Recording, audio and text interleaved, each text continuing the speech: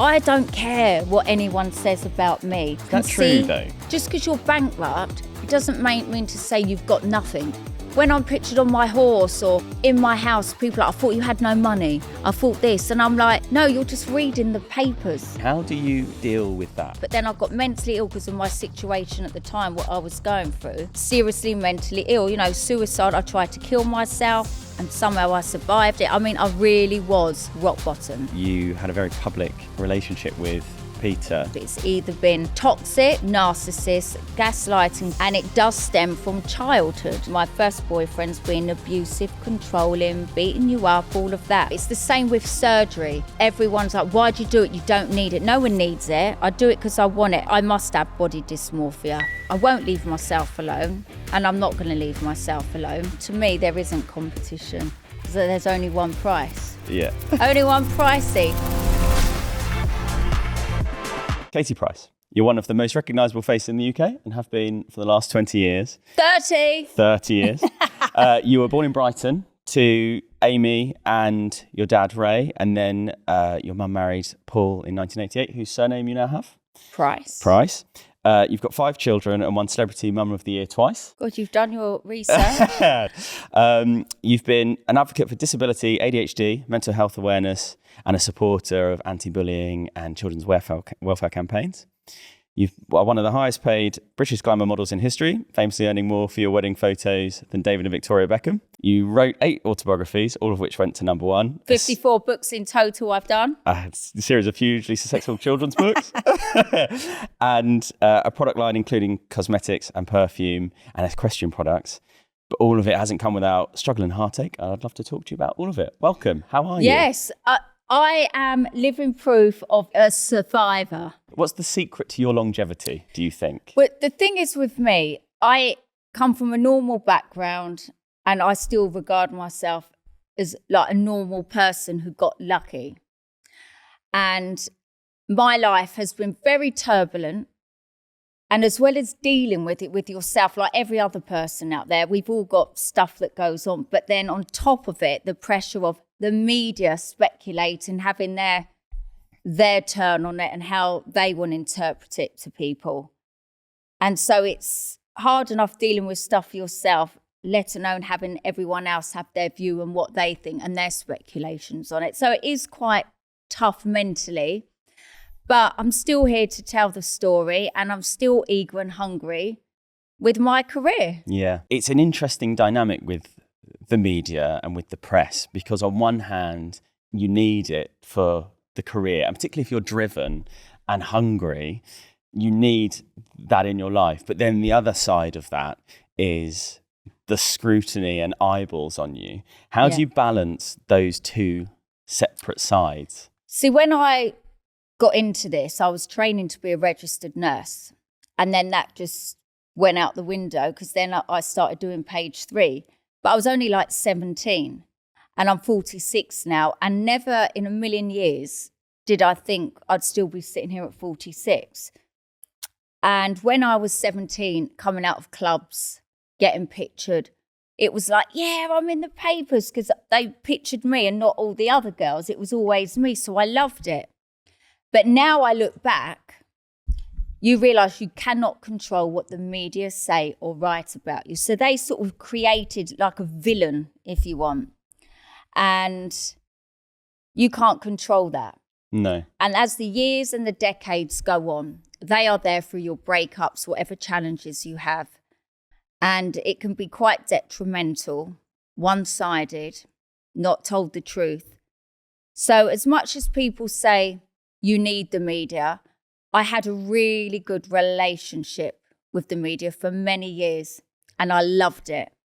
But it got to a point where I didn't care if they never write about me again because everything they were writing was so damaging, not true. And literally every day, even now, every single day, there is something they write. I don't know how they're not exhausted with it. Do you feed into that? Do you curate that in any way, or are you just sat at home and you get sat at home and I get it? Yeah. But then I might have a laugh and say, look, watch this. This is how easy it is, how they watch everything. Yeah. Then I'll make something up, put it up, and within like hours it's online. And I'm like, this is what I mean. I could just say anything and they turn it into a story. Yeah. So it is like a game. Now, I would love the media, because I just had a book out and I wrote the media a letter. I would love to have a working relationship again where it's, you know, you give them, so, you know, when I do my press calls, I know if I dress up mad, gets in the papers and they advertise what I'm doing, you know, it's all play. But when they literally do write stuff that is untrue and damaging, you know, it's like, come on, guys, I am a human being and I have got kids and a family and friends. But then that's where social media comes in now, because back in the day, you didn't have a voice. Yeah. Nowadays, you have a voice. Hence podcasts, YouTube, Instagram, TikTok, you know, Facebook, whatever platform. So now if there is anything, you can now speak and say, do you know what, that's rubbish. So there's been many times where I've outed journalists who have written stories and then they write back, please take that down, please take that down. I'm like, but why? You've written that about me, so why can't I mention your name? It's not nice, is it? Do you ever get in trouble for that? No. No. I guess it's interesting because we spoke very briefly in the intro about ADHD. Yeah. Something that I deal with too. So I very much sort of understand. What do you have? I'm ADHD inattentive is what I am. So is that, because I've got ADHD and what do they call it? There's two types. But a part of that, I think that the two parts of ADHD it's what gives you the drive and what gives you the ability to see routes through and create stuff in your career that no one else has thought of or been able to. So true. So I always knew, or all my friends used to say, you're crazy, you do this, like I'm impulsive, this, that, and I would just say things. And I got diagnosed last year, not that I needed to be diagnosed, it was my mum and that going, Kate, you know, why don't you go and see a doctor? I'm like, well, what difference does it make? It's not going to change me. So I went. You have to do all the tests where they go through all your old childhood, your school reports, you know, your family have to fill out forms. And they say it's quite a long process. And then at the end, they said, I've got severe ADHD. Now, from learning that and learning what ADHD is, it's now helped me to be less stressful, impulsive. For example, my actions to things in the past, if someone said something or anything about me, straight away, I don't know why, I'd be on Instagram, da-da-da, that's happened, da-da-da, da-da. Whereas now, I can take a breath, da-da, you control and just not write anything. I've understood how my reactions have got me in trouble when at the time I didn't understand it, because my reactions to things, the way my brain works. And then I tried medication twice and it does not work. The last one I tried was a couple of weeks ago, Elvance. I think that's how you say it. I tried Elvance. Oh my God, for 3 days. I took it on a Saturday and my heart was racing. I was panicky. Did it affect your sleep? Everything. And then the doctor said, you know what, Kate, we're not putting you anything else. You cope well how you are. You don't need medication. The thing I found with ADHD medication was when I haven't taken ADHD medication, I've got a million things going on and I'm on top of a lot of it. I mean, it's all chaotic, but I'm there all over it. But when I was on the medication, I would focus on one thing and I'd drop things, which is difficult when you're trying to, you're building. Until you're in it, I get it. Like I'm looking at you now talking, but I know I've got other things going on in my head. And then some days I'd start something because I have all these things to do. And then at the end of it, I end up not doing any of it because I'm trying to think of doing it all. And where I'm thinking about doing it all, I haven't done any of it. Yeah. I think the thing that is most interesting to me is when you were talking about the newspapers and also just, I suppose, just people publicly in general who, when they see you rising sort of professionally or have something negative to say, ADHD makes it hard to compartmentalize that and deal with that. Certainly for me anyway, when I get a lot of professional jealousy, particularly from other magicians. Yeah. And it gets in my head and I feel it emotionally. How do you deal with that? How do you deal with... Yeah, I mean, it's been quite publicly out there that I had a breakdown. Then I went through the bankruptcy thing. But the bankruptcy thing was all because I had a breakdown and my mental state at the time, and I couldn't help it. But now I look back, and if I asked for help and done things differently and stuff like that, it would have helped me. And I think also in this industry, you don't want to admit there's something wrong. Like, I'm like, yeah, I'm fine, when really inside I'm thinking I'm not fine. And yeah, just dealing with the press and all of that and how your head is, it can drive you crazy. Yeah. But now I feel very calm.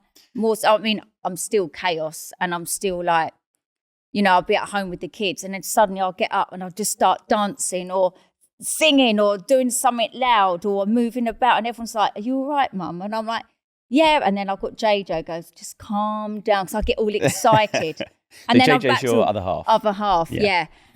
And it's like, we was in bed the other night. This is an example of what I'd be like. I was watching crime, because I like watching crime. It's the only thing I can focus on. And then I was falling asleep, but he moved or something. It sort of woke me up. It was like 1 a.m. And then I started singing Christmas songs really loud. He goes, "What is wrong? You was just asleep." And then I'm just doing this with my arms. He's like, "Calm down." And then after about 5 minutes of that outburst, then I went back to sleep. I don't know where it comes from. It's just, I'm nuts. Yeah. Do you struggle? Do you find it easier to work in the middle of the night with ADHD? Do you know what?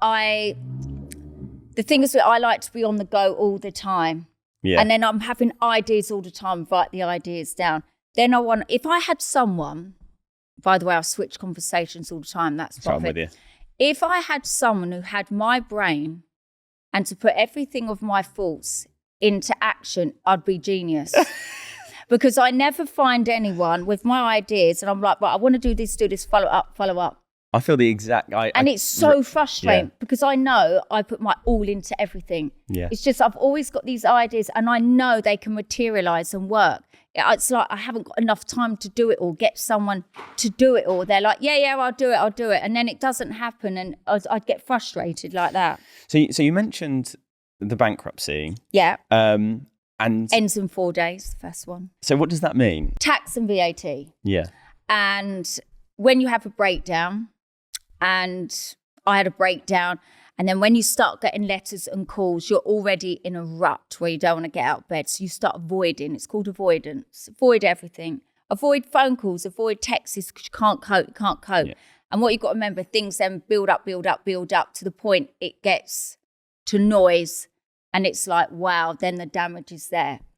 So it's you just have to start communicating. So I started then communicating, sorted myself out, went in the Priory twice as a general patient because I suffer severe PTSD. And then I started getting better myself in my head. So then I started communicating to these people and that made the difference. But I didn't have a lawyer. So every time there was a court, press were all over it and they magnify it. And there's so many people out there. I think the word bankruptcy has a stigma to it, like a bad thing. It's not always bad. I am actually grateful that I had the bankruptcy because it kicked me up the arse and made me look at things where people have looked after my stuff, money and that for years and made me think, do you know what? I've never looked at it. I've just get the money in, spend it, do what I want. Whereas now I'm in control and I wish I did it years ago. So in a way, it's done me a favour where I know exactly what's going on now. I don't have managers or anything anymore because I'm not having people control me. I'm now in control of my diary. I dictate what I do. I'm not being dictated anymore. And as soon as I started communicating, everything is just, it's like a flower. It's grown and everything in my life has just come alive again. I heard you talking about the glamour modelling. Yeah, I love it. And but as it makes you feel like you have control because it's a look but can't touch medium. Yeah, so now there's lots of girls all on social media who are in their bikinis, underwear and stuff. And I think that's so wasted just putting them pictures up because back in the day I used to do like Loaded Mag, FHM, GQ, Maxim, all these magazines, but I'd get paid for it, and that was my career. So I'm not doing that for nothing. I guess my question is what drives you with that? When people say you can't, even till this day, knowing what I've gone through with the press and relationships, you know, TV shows and that, everyone would think I should be exhausted and just want to give it up. And I say, how could I give it up? Because number one, the press was still there thinking, what is she doing next? Let's get a photo. Do you know what I mean? Yeah. But I actually love what I do. I love being in front of the camera. I love filming. I love my photo shoots.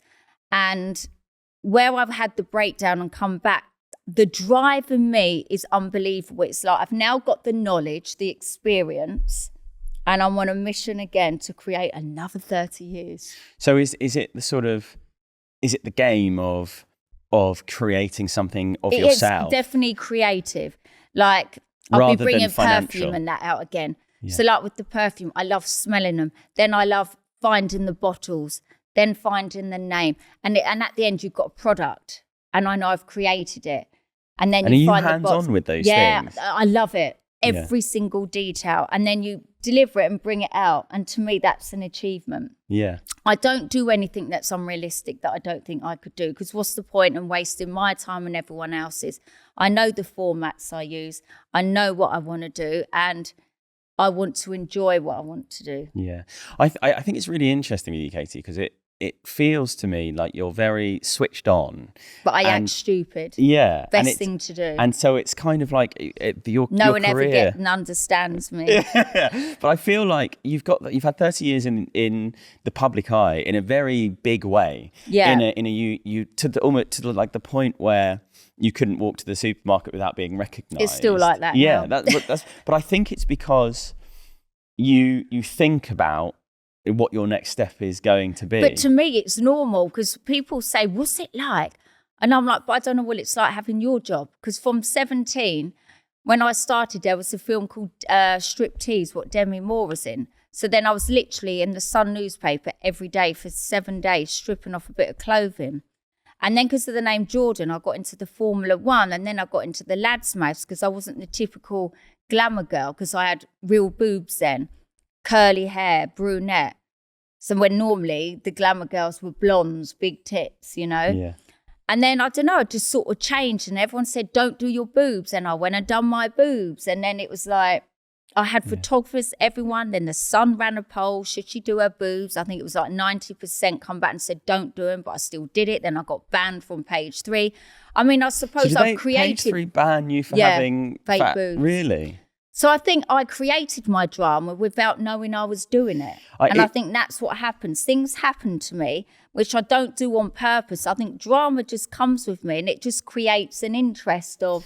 I think like a soap opera. I think those things that create the drama are also what creates your success. That's right? It is so, that. So it's hard to sort of balance those things, and I think it's the peak of what is effectively, I guess, a dopamine spike is what is creating the career, but it comes with the chaos or the troubles that come with it. I guess a more interesting question would be, what were the things that happened when you were a child that made you...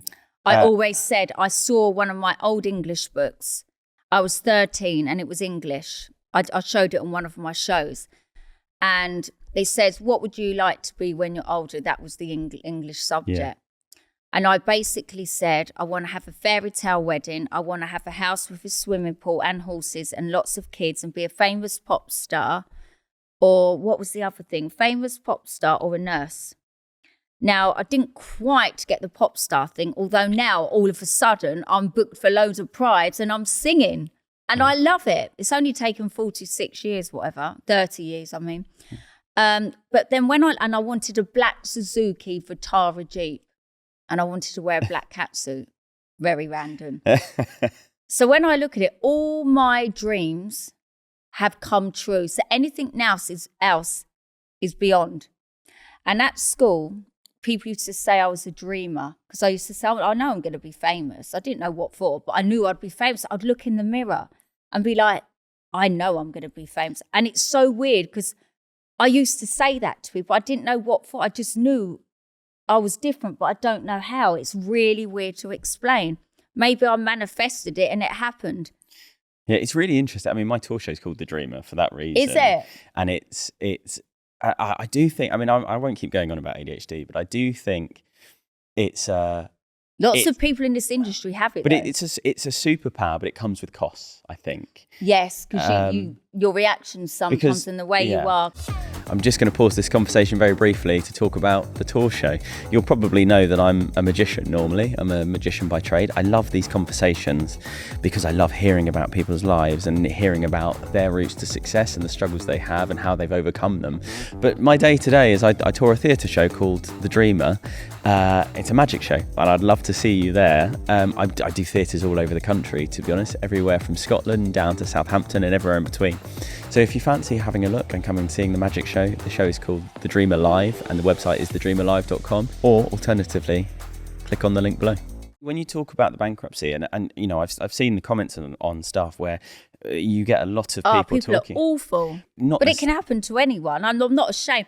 Just because you're bankrupt, it doesn't mean to say you've got nothing. This is the thing. Because then when I'm pictured on my horse or in my house, people are like, I thought you had no money. I thought this. And I'm like, no, you're just reading the papers. Can you explain the bankruptcy thing? Yeah. How does that it's work? different for absolutely everyone, how they deal with individual cases. They're not all the same at all. And I earn good money and I still earn good money. And that's the thing. So obviously you have to pay back the tax, VAT. And I've always done it. Always paid my tax and VAT. But then I got mentally ill because of my situation at the time, what I was going through. Seriously mentally ill, suicide. I tried to kill myself and somehow I survived it. I mean, I really was rock bottom, thinking, how am I ever going to get out this hole? This is never going to, everything was dark. But as soon as I started communicating and then admitting to people what had happened, and then you get your doctors, in the private, consultants to write down your diagnosis and really what's happened, then people are like, oh, it makes sense. But it doesn't mean to say I've got a way of paying it. So what they do, they work out what you earn and they take a percentage of that to give back. And I'm happy to do that. And that's sort of really where it's happened. Yeah, I guess I also have quite a lot of sympathy for, there'll be millions of people who have been through a similar thing, but it doesn't get written publicly. Well, this is the thing, mine doesn't. Every day people go through it all. And anyone out there, because even when I was in the priory, I wasn't in the priory for the bankruptcy thing then, because that was I just wasn't answering stuff then. But there was a lot of business women and businessmen in there who had high jobs, earning so much money, and they were in there because something had happened in their businesses or something, and they knew that they couldn't keep up that lifestyle, and they were trying to still do it, and they couldn't cope with the fact that if their friends or family knew that they couldn't then potentially have that house or have the cars or keep up the holiday payments or keep up, do you know what I mean? Yeah. How they would cope with it, because the embarrassment, their pride, stuff like that. I don't care what anyone says about me, but you look at some of these people and you can see... Is that true, though? Or is that a way of No, protecting I don't yourself know. from it? Like, I am what I am, and I think what people do like about me is I have been through real life situations and come through them and speak about them. So I think it helps other people. And just because I'm in the public eye doesn't mean to say it can't happen to you. So yeah, you go through shit times and spoke about it, and then I think now people realise, like, oh, she's gone through it, but guess what? She's come up again. She's got through it and she's back smiling, working, getting on top of everything again. Why? Because I communicate. It's when you don't communicate and you let everything just get on top of each other, that's when it becomes bad in everything. Yeah. How do you deal with just in terms of like tools that because everyone will have whether it be competition or problems in the workplace, or even if you're trying to be something that's exceptional. I read a thing recently that said the more you stand in the spotlight, the bigger shadow you cast. Right. Because the higher you stand, the more detractors there will be because you're stood more in the spotlight. But I love that. I love competition. To me, there isn't competition because there's only one price. Yeah. Only one pricey. And I can sit here. Imagine if I was gone now, how much I've achieved in my life and what I've done and worked and grafted. Like, no one can ever take that away from me. There's a hell of a lot I've done in my career. So it would take a hell of a lot for someone to catch up with that and have the life experiences. Competition's healthy, but for me, there isn't competition because who are my competitors? To me, there isn't any. Yeah. My only competitor is myself and my own drive of, go on, Kate, see if you could do this, see if you can do that. Because there isn't competition out there for me. Competition for people out there now, because it's now social media influences and that's a hard game because that is competition for them. But if someone like me, I've been around too long for there to be any competition. There wasn't even competition with me, even growing up doing what I was doing, because it was such a niche thing that I did. I guess also, I mean, we're in an era with regards to sort of like the fame game of you don't need the approval of magazine editors or the TV execs. Because, I've got friends of mine who sell out arenas from their podcast on Instagram. This is what I mean. It's a new era of things. But the thing is, I still like to do magazines and stuff. They don't pay. No one pays like they used to now, I think, because of social media. But I just love doing it all. I love talking, love telling my story, love doing my theatre tours and stuff. I just love it because there's always someone who can learn from you. And speaking about stuff, it's like therapy in itself. Yeah. How important is family to you? Oh my God, family is number one. Yeah. Number one. Career, you can't take anything with you. So building memories with family and that every day. And I learnt that from when my mum had her lung transplant. How was she, by the way? I think anyone who's had a heart transplant, lung transplant, any kind of transplant, you might get a new heart, new lungs, this and that. But the after, you have to take medication, and that medication can affect another part of the body, this, that, getting back to your strength again. It's a long process, but I've still got my mum. Yeah. So she still moans at me every day. So as much as she's slowed up here has not changed one bit. I heard she's still what are you doing your lips for? Why have you had another tattoo? Oh, leave yourself alone with the surgery. You don't need it. Why are you doing it? I'm like, Mum, I'll always have the surgery. I'm not like Dan and Soph, like my brother and sister. You've got to have one child that's wild. That's me. You can't take I said, just don't waste your breath because I'm going to do it anyway. How do you balance family? And also, you're very close to your mum. So I assume you feel almost like a weight of her thoughts on things. And how do you balance those things? And also the family life at home with the kids and who you're with the public life. How do you? I don't, because I don't know any different. This is the thing. And Junior and Princess, they're in the public eye. They're doing their own individual things.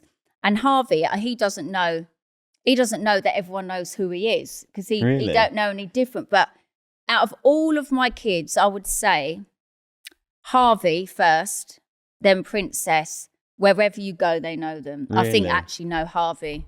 Wouldn't you say, JJ? Yeah. I cannot go anywhere without someone knowing Harvey. Really?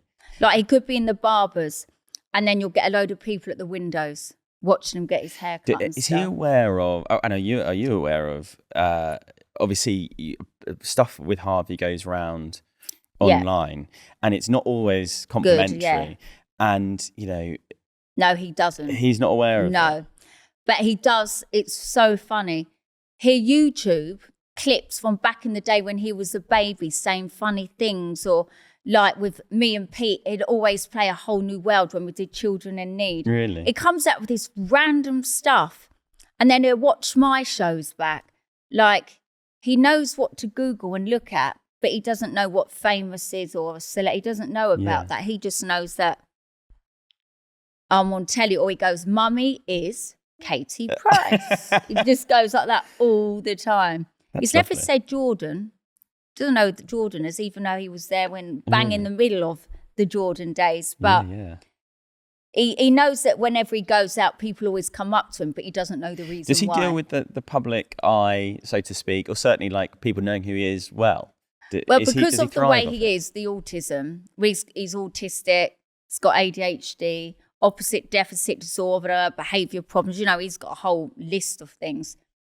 So it's funny, if he's in a bad mood and someone comes up to him, they go, not today, please, like that. Or if someone says, I'll have a picture, do a couple, and he goes, no more pictures. Yeah. Like, he just says it because he's got, you know, our social skills are very like, there's a way you say things. Yeah. Well, Harvey hasn't. He just says what he thinks, or we might say, if I'm allowed to swear. Yeah. You know, like we might be at Tesco's and they laugh and go to the woman, hello, you like that. And they're like, oh, but he gets away with it. And anyone who's got a belly on him, he goes, hello, you fat bullfrog. Like, and then he goes, ribbit, ribbit. It's all things like that he does. Yeah. But he does make me laugh. He is so funny. And everyone goes, Kate, you must get it from you. Because he says things and I'm like, it sounds like me. But they're like, well, he's obviously got that from you. Did you get that when he was on Loose Women? And I never knew he was going to say that word. But he did say it probably how we wanted to say it. So for people who don't know, when I was on Loose Women live with Piers Morgan and the others, we was talking about, because we'd done this online trolling, trying to make it a, what do you call it? Oh, God. With the government. What do you call it? It's like a legislation against anti-bullying.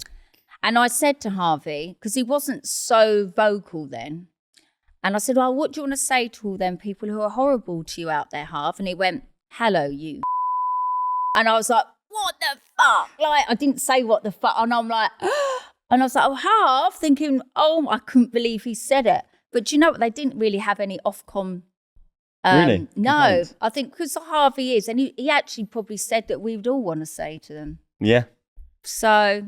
Yeah, does he get, with his socials, is he on it himself? No, seeing people? No, he wouldn't have a clue. If he does pictures and that, he's like, put it on Instagram.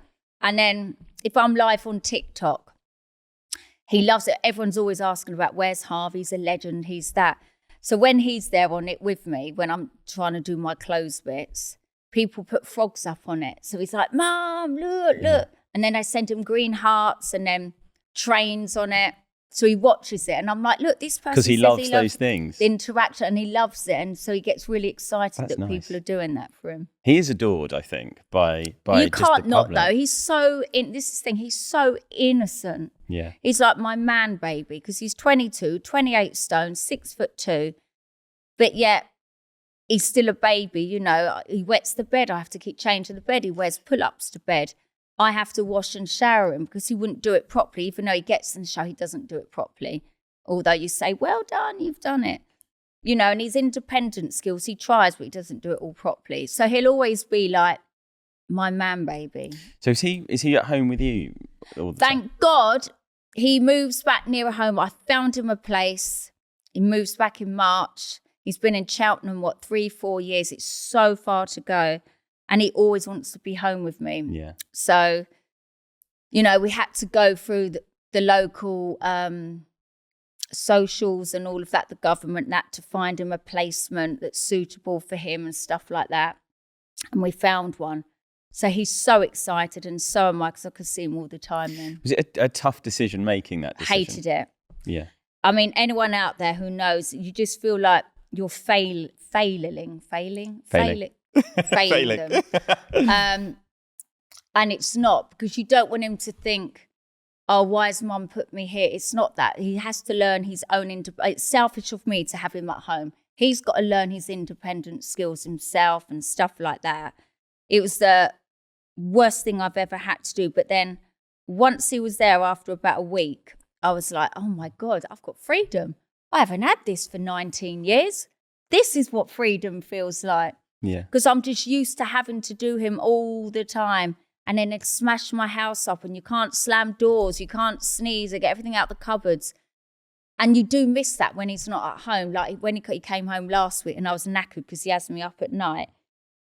but I wouldn't change it. And now when he goes home, we all still say Harvey's sayings, but we all slam the doors now because he's not there. And we're like, look, we can slam the door because Harvey's not here. That's funny. So even though he's not at home, we still miss the noise, the mess. And does he come home? Oh, quite a lot, yeah. Does he?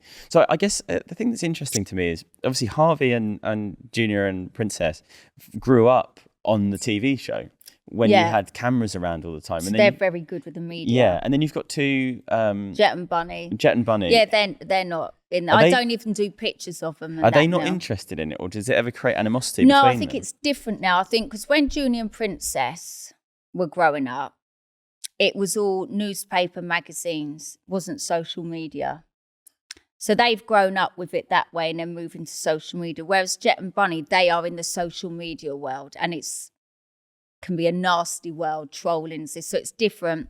So I don't even put pictures and that up of them anymore because, they're going to big school. I want them to have their identity. It's a different era, just all different. I guess my question is, obviously Junior and Princess and Harvey get a lot of public attention. But they're used to it, whereas the other two, it's like, I don't know, it's different. I'm not doing all the reality shows. Do you miss them? Do you miss doing those shows? Everyone wants me to do it again. Everyone's like, would you do it again? Yes. Yeah. I think now it'd be more interesting than it ever was. Yeah. There's so much more going on now. And the kids like Junior and Princess are older, so they've got their personalities and that what they do is their job. So I think it'd be quite interesting. It sounds really cool. And it's like where they live at mine, and I say it's like a mini Big Brother house. So we all take turns cooking. We all sit on the sofa and watch telly at night together. It's just fun. Or we get on the karaoke. It literally is like that. Really? Every night. Have they got good voices, both of them? Oh my God. Well, Junior's a singer, isn't he? Yeah. Amazing. There was one night we did karaoke because it's like having your own concert. And I text the neighbours, I'm really sorry if you can hear the karaoke. And she said, oh, can I have a song request? So I was like, Junior, she wants you to sing this because they were in bed with her husband. So he was singing it to her. I went, there you go. Did you hear it? It's things like that. Yeah. And Princess is amazing at singing as well, but she hasn't got the confidence. I wish she did. And I like to say that I can sing what I can sing. And then so we're all singing. Yeah. And all their other halves and JJ don't sing. So they're just sitting there probably thinking, hurry up. And for us three, we're just loving it. That's so nice. I guess you're obviously you had a very public relationship with Peter. Yeah. And I mean, we all saw it from the beginning until the end, effectively. And talking of the jungle, it starts tonight. Yeah. Who's your favourite for the jungle? Jane Moore. I did loose swimming with her. I think she'd do well. Do you miss doing loose swimming? No. Why do you not miss it? And I wouldn't go back and do it if they asked me. And why is that? Because I've been there, done it, worn the T-shirt. Yeah. And the weird thing is, I was at my worst of my breakdown doing all of that. I don't know how I hid it. When I look back, it just reminds me of them dark days. When I think of me on loose swimming, I don't get a good feeling in my belly from it because I look at it and think, no, that was dark times for me. So I haven't got a good feeling about loose swimming in my belly. So if they ever asked me to do it, my answer would be no, thank you. Yeah. So to not against the girls or anyone that I just don't want to do it. I've been there, done it for like 2 years. Don't want to do it. Yeah. How do you? It's kind of what I was going to touch on before we start talking about I'm a Celebrity, which is you know. All right. How do you relax? No. You don't. I'd assume just it's work. Oh, I do. I actually do crime and horses. Crime and horses. Yeah. So I've got my horse I've always ridden. So are you still riding? Yeah, I love my horses. Horses are my life. Yeah. I guess my question was going to be, obviously the relationship with Peter was very public, so we all saw it, and obviously Junior and Princess were swept up in that. Do they? What was their experience of it? Is it hard to have it so public? To be honest, I don't talk about him. Yeah. Unless they bring up stuff. Like, it was like last year, I think Princess was like, I didn't know you did an album with Dad. Your songs were really good. I'm like, yeah, we were good. And then when they've seen old clips, they're like, oh, you and Dad were really funny together and that. But you know, you have to learn that when you split up with someone, no matter how you feel about the dad, you don't say it to the kids. Yeah. Because it's not fair on the kids. And the kids can make decisions when they're older, because there's enough archive stuff and things like that they can look back on and make their own decisions. And, you know, me and Pete don't talk. I'd be pleasant if I saw him. There's no bad blood. I've moved on in life. Yeah. And it's like, it is what it is. It's separate. Like, but it's funny how people always bring it up. But then you have to understand it was like a proper love story that people saw happen. I think everyone fell in love with the fairy tale as well for a while. And it all was. But then unfortunately in this industry, you get a lot of around you and dictation, and it causes breakdowns of things. So yeah, it was quite tough. Yeah. So I heard you saying that you felt like you from the end of that to now you've been rebuilding you. Yeah, like when I look at the past, there'll always be people who want to bring my name up as dirt. But they were all happy at the time and didn't have a bad word to say. And it's as soon as it could be anyone, managers, friends, exes, anyone. They've always tried and say bad stuff when you don't have them in your lives. But at the time, yeah, they will enjoy the ride. Did they rather, the managers? Because obviously, I mean, we all kind of felt like we knew them from the TV show. Yeah, I don't have managers in my life. I've been stitched up by so many managers. Yeah. I just don't want it. And I'm not being manufactured and told what to do by any manager. And it's weird not having a manager. And I get to meet, you know, like when they book you for a job and they speak to the main people and stuff like that, they would never let you meet them. Yeah. But it's when years and that move on and you meet these people and they're the ones that, oh no, they said that we couldn't meet you and, you know, you was a bit difficult and stuff. But now they meet me, they're like, I didn't even know that we could have met you. And they meet me and they're like, you're so different to how they would say that I was. Yeah. And I'd just rather deal with the main chiefs than have the middleman. What was interesting to me, and this is kind of my experience of people on Strictly. I mean, I've got a lot of... Do you know what? They've never asked me Strictly. I would do Strictly, but I can't dance. Would you love to do Strictly? I love the outfits. Do you watch it? But I'd want an ugly partner in that, because I think when you do shows like that, that's really bad, me saying an ugly partner. When you do shows like that, or even have a woman dancer, I would like that. Because when you're in a relationship, I don't care what anyone says, shows like that, and the press get involved in that and try and say, oh, they're close, this, that, get pictures, and then they interpret it like, oh, they've got cozy. And you are with them people every single day. So you're bound to have some kind of friendship. I'm not saying it has to be like romantic. So to do a show like that, especially because I've grown up and you have to be considerate to your other half, it would have to be a partner that I know wouldn't cause any controversy or anything. Yeah. Do you think... But the outfits and that. Yeah. I'd love that. The reason I bring it up is because... go on. Sorry, I interrupt all the time. I quite like it. It gives us other interesting things to talk about. Is the reason I bring it up is because I know when you go through something like Strictly, that the come down professionally and emotionally afterwards is huge, because you go from being, you know, Saturday night TV every night to just the press engine stops and you stop being talked about as much, and also you've put so much heart and soul into something that then when it's gone, it's kind of, it leaves a void in your life. And so but a lot of people who do these shows want to revamp their career. I don't need anything to revamp my career, because I think it just happens naturally with me. I broke my feet and then all of a sudden it was all on my feet. This is what I mean. I don't need to do these shows to revamp my career, and most people need it to revamp their career, so I can see how that would affect them after.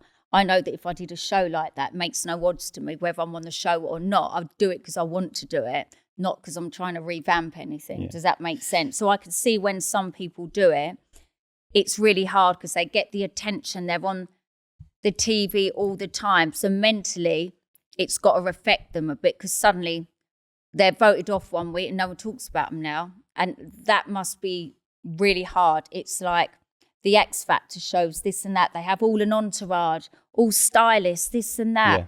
They go everywhere and they've got all the people like, you know, oh my God, you're on TV. And then it's taken away. That must have an effect on you. Yeah. It has to. The parallel I was going to make with it, though, was... But that's when I think TV companies should make sure they have therapists and stuff for it all to sort of like make them realise that after, you know, it could be here 1 week, gone. You know, I think people now, because mental health wasn't really a thing years ago, and I think now people have to realise mental health can be anything. Like, don't matter how small or big it is, if it's there. So I think, TVs have to up all that, I think, really. Yeah, I think I agree with you. You know, there's been enough sort of horror stories of people that haven't been supported. Yeah, I guess that's the word. They need a lot of support. Yeah. The parallel I was going to make with it was when the relationship broke down with you and Pete, and the audience, your joint audience, effectively split. Oh, Team Pete, Team Kate. Yeah, and so you went from having this joint audience to people effectively getting put into two camps. Because I didn't have a manager, no one was controlling my press, nothing. So it just went downhill for me. Yeah. Well, it went downhill. So, but that's where it made me stronger, because I had to pick up the pieces. No, I was still there having so much bad press about everything I did. But I'm like, do you know what? I know the truth. My family know the truth. My friends do. I'm a survivor and I will get through it. It did damage me badly. Which is a shame, because all I did was have a breakup. But this is what I mean. If you're not in the industry and you break up with someone, you walk away and get on with your lives, and it's just amongst the people who know. Whereas mine's out in the media, and it just goes on, and then it's on the weekly magazines, what they think, this, that. It does become draining. And I feel sorry for anyone in the public eye who go through breakups. Look at Ruth and Eamon. They're always putting pictures of Eamon and his new girlfriend, and it's hurtful. We are human beings. But as you say, you just got to put your head down and just get on with it. What else can you do? You can't. Yeah. I mean, I know... Because if you're online crying and then they're like, oh, they've lost the pot, they're crying, and then that can affect you getting work. You just can't win either way. You've just got to ride the storm. Yeah, it's interesting that... I mean, I know Ruth and Eamon, and I love them both. I love them both too. Yeah, they're so nice. And the whole family's lovely. Yeah. They're so funny, Ruth and Em. I love them both. But it's interesting with people in the public eye, both in, and it's the same thing in the entire spectrum of people in the public eye, whether it's, you know, someone on stage or someone, you know, the royal family or whatever, is people assume you don't have feelings and that you don't see what people are writing. And so I guess the question is... I know what you're going to say. You're right, you think that. And for many years, everything that was said about me, I'd be like, I'm fine with it. I'm fine. And I'd put a wall up and let it all just come in, built this wall. And I realised in therapy that was very, very unhealthy. Yeah. Because that's when it got to the point, the moment I got weak, the breakdown, and then everything come on top. And then I'd analyse everything. But I wasn't analysing everything as if I'm making up. It was true things going on around me, and it all hit me. Of course, the media stuff does affect you. It affected me. It took all them years to affect me, which is why now I do what I want to do. I know they still write stories and that, but they're not like, I think people are just realising now it is what it is. But they're not like major stories. It's like pathetic. I could like hold my cat. Oh, she's got a cat and she's got PETA against her, whatever they're called. Like, there's nothing wrong with my animals. And if they read my book, they'll explain exactly what happened to my animals. I have not killed any of my animals. And I remember the RSPCA did come up and I said, look at this petition that this person's got. And they said, it's pathetic. We've looked at all your animals. They're happy and they're healthy. And I'm like, can you not write a letter for me? And they said, well, we can do something. They can put out something for me. And then I thought, do you know what? What's the point of doing that? Because you're just giving them more stuff to write. Yeah. So do you feel the weight of that, of sort of having to balance everything in your life against sort of what the press may or may not say? It is frustrating and it does get you. But I've got to a point where I will not waste my energy. You pick your battles. I'm not going to waste my energy anymore worrying about stuff like that, because I know the good that's in my life. I've sorted myself out mentally, because I see a therapist like every month. So mentally, I've sorted that out. I've sorted all the problems I had during my breakdown. So for me, it's the only way is up. Yeah. The old song, Yaz. you seem, because obviously JJ's over there, your other half. You seem happy and even having a healthy relationship helps. I've never had a healthy relationship. It's either been toxic, narcissist, gaslighting, controlling. And it does stem from childhood, from having my first boyfriends being abusive, controlling, beating you up, all of that.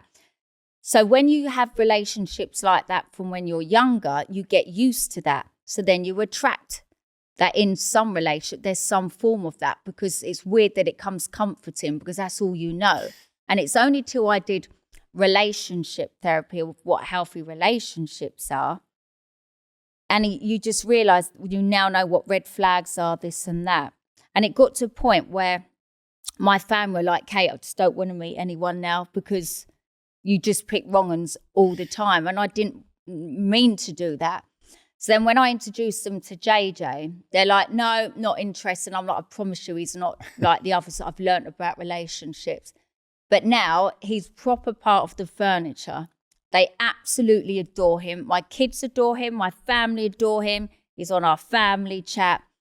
And he's not controlling, gaslighting, narcissist, lets me get on with my job, gives me no aggro, nothing. It's how it should be. It's fun, it's healthy. And I found that hard because I didn't know what healthy relationship was, because I'd be like, why aren't you on my case? Why aren't you like this? But it's normal. I read something about it, not about you, but about it in general, is that if you've been exposed to sort of toxic or controlling relationships, you get when it resolves, you know, it's like the cycle of abuse, I suppose. It is, and that's all you get into. And I learned it in therapy. It's the same traits. There's something in all of them you attract, But it's you almost search for the spike because weird. Once if you have an argument and then it gets resolved, it makes you feel good. Whereas if you don't have the arguments, then it just feels flat. And so if you've been in, and I'm paraphrasing here, but if you've been in something that's been like that from your formative years, it's all you get used to. And you feel like you're not being fulfilled without the You know, do you think the criticisms have been? Because I've read. Because everyone's like, I know you're going to say what you're going to say, but everyone's like, so when you're getting married, when you're doing this, because they're so used to me meeting someone, getting engaged or getting married, this, that. And I'm like, just let me enjoy my relationship. It's two of us. It's not just me. And like, I've been with him nearly a year now. And normally within a year, I would have popped out a baby or married or this and that.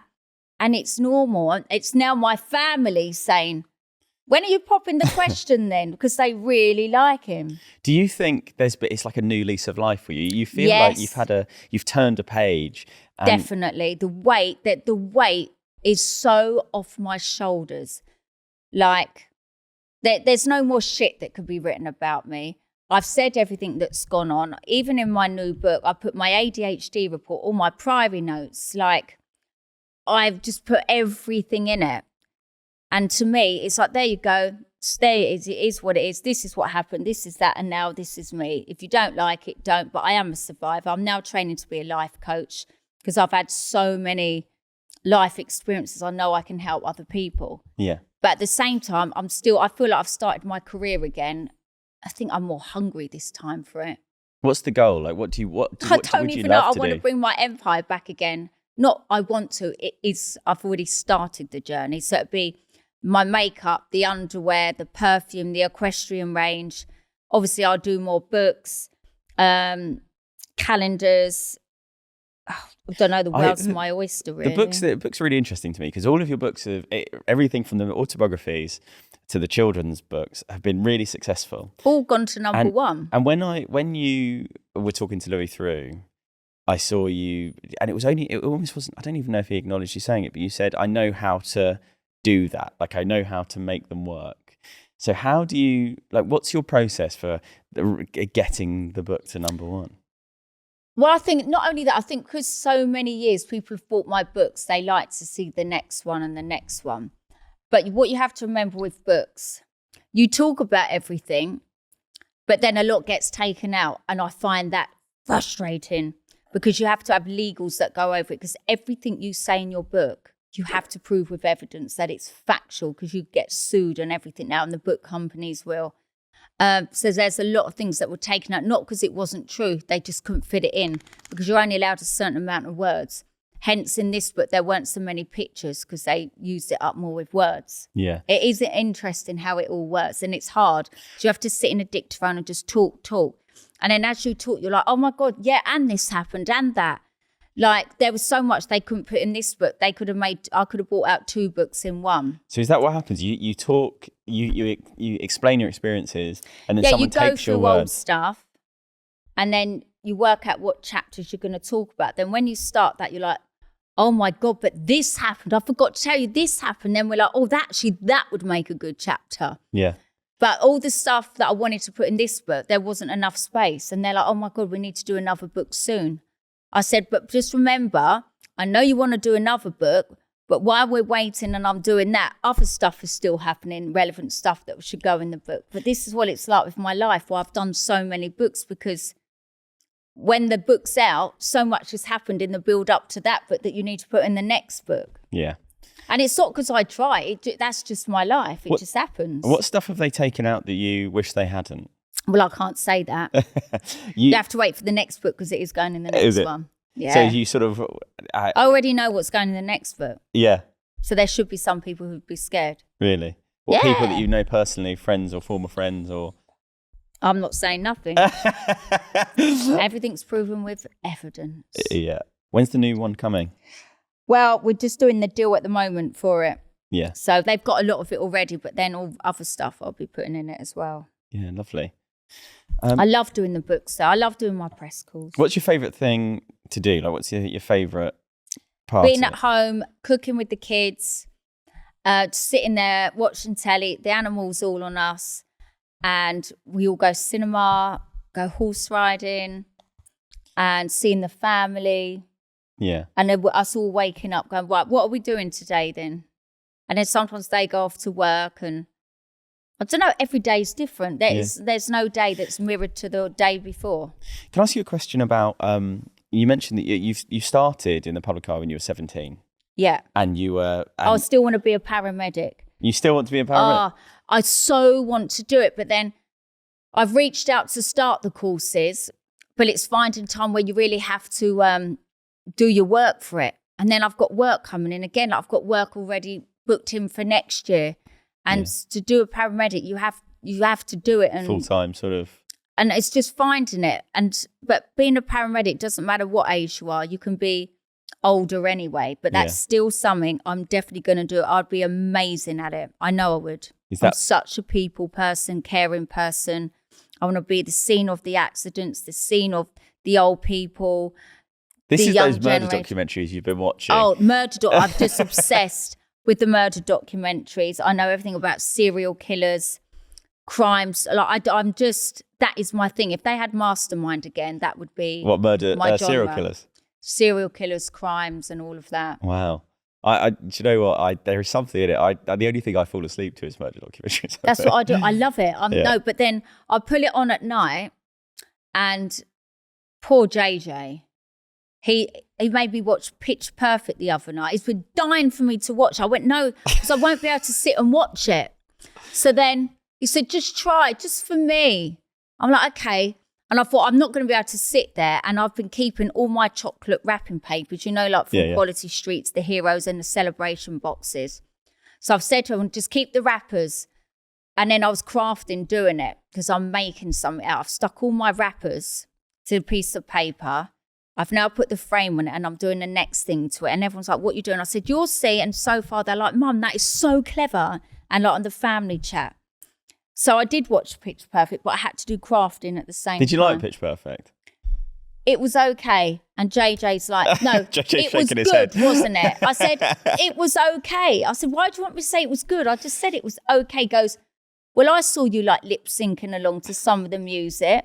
I said, yeah, it was okay. He said, right, we're going to watch the next one, the next one. So I went, all right, not yet, more crime. Because all I watch is Do you watch crime. Forensic Files? Like, I watch it all. Forensic Files is my absolute favourite. I watch Crash Detectives. I watch Ambulance 999, Critical Condition. I watch it all. This is so funny because we were like, the conversation I was going to ask you about is nothing to do with this as well, but it's fascinating because I feel such like a similarity with my life is that I'm very much that I can't switch off to anything but murder documentaries. But that's me, true crime, murder documentary, you name it on Netflix. I've seen it all and we're sitting, I'm like, nope, seen that. And the other one, what Jennifer did. And I've just seen it all, the American Neighbour thing, whatever. All the dramas, True Murders on ITV, Channel 4, BBC now. I've seen them all. And I get that sad. I have to go on YouTube and put in true crime full-length documentaries. And then sometimes making true crime. Yeah, I'd love to. Would you? And now it's got to the point where they repeat stories I've seen, but they've done it in a different way, so you get different archive footage in it. I mean, I've seen them. Yeah. It does my brain in, but it's the only thing I can switch off and watch. It is fascinating. I wonder why that is. I don't know. I wonder if it's an ADHD thing, because I'm the same. I know other people who've ADHD, and it's crime that they...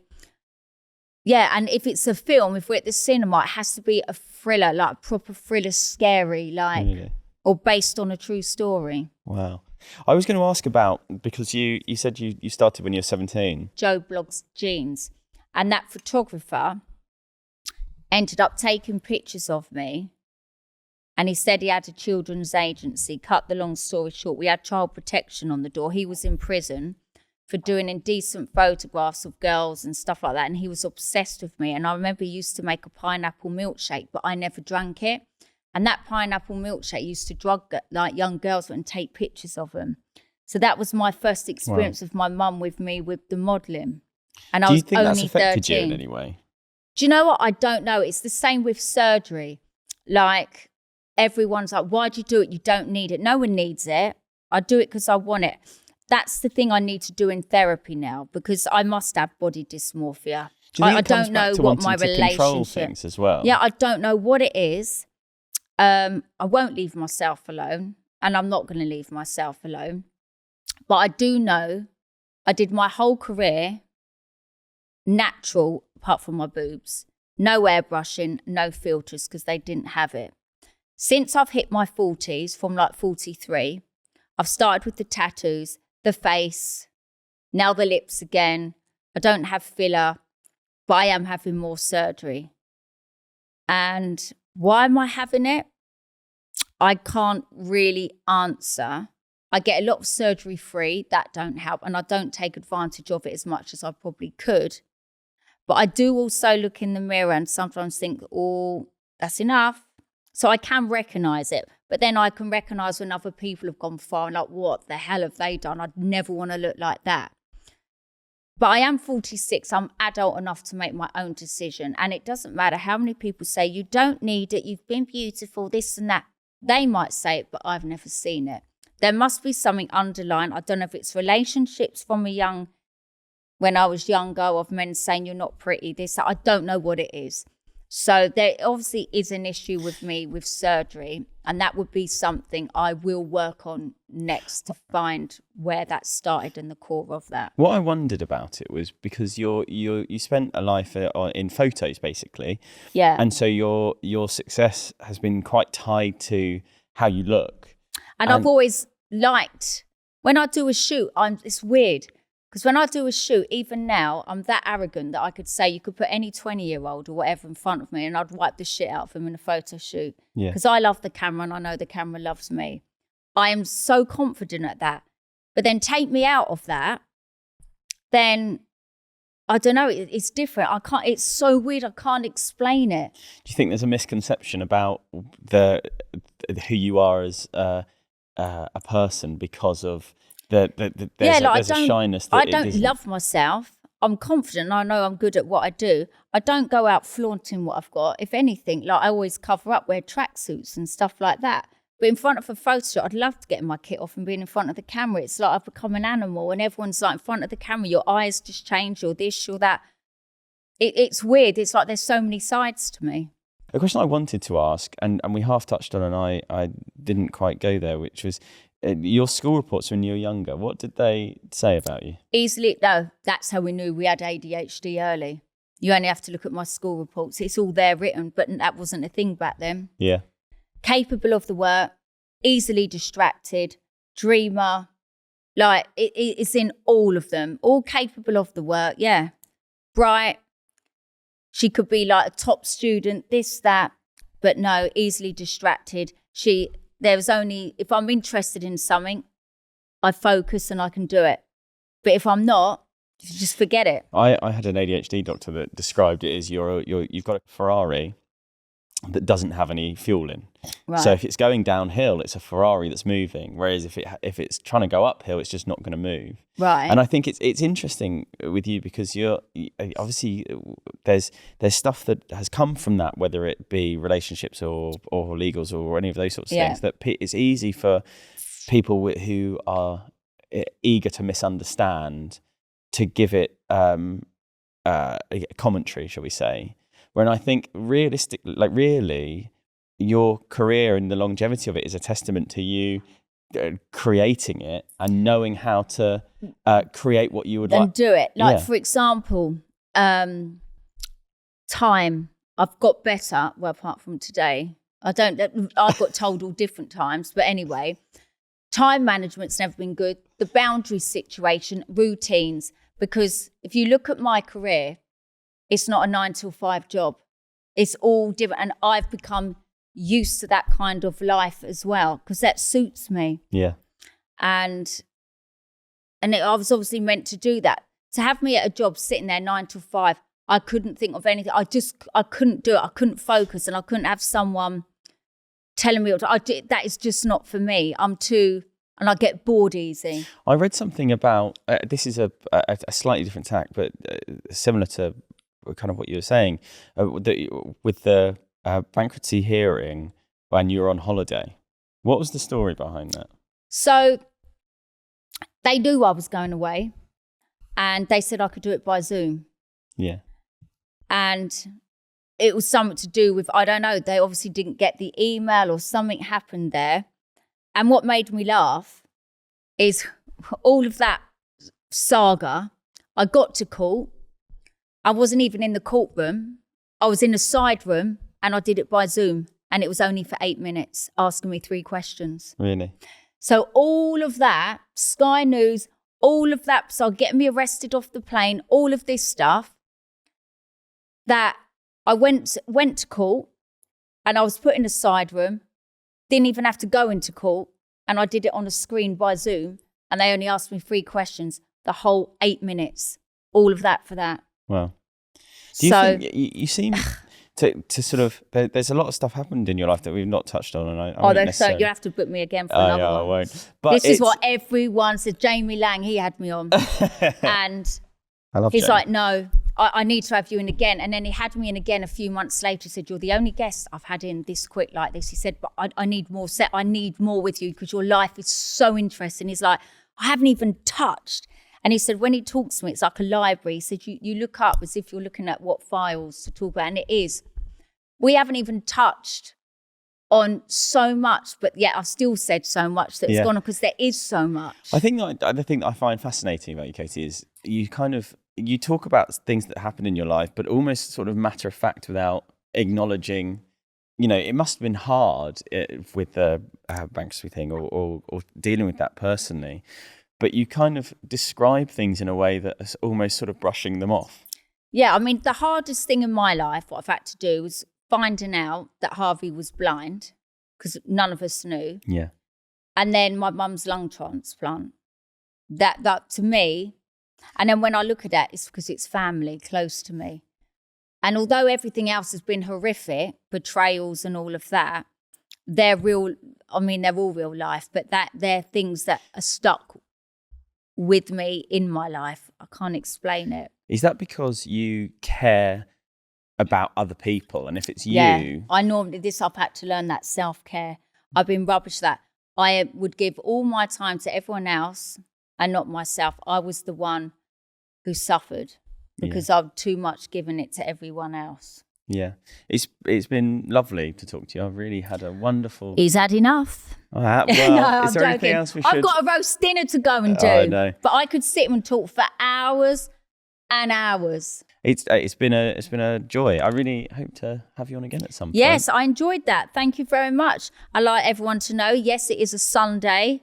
See, there's no such thing as having weekends off. We're just waiting for our invite to the roast dinner, I think. I think that's what we're... I am bloody good at a roast dinner as well. Brilliant. Katie Price, thank you so much. Thanks a lot. Thanks, listeners. So that was Katie Price.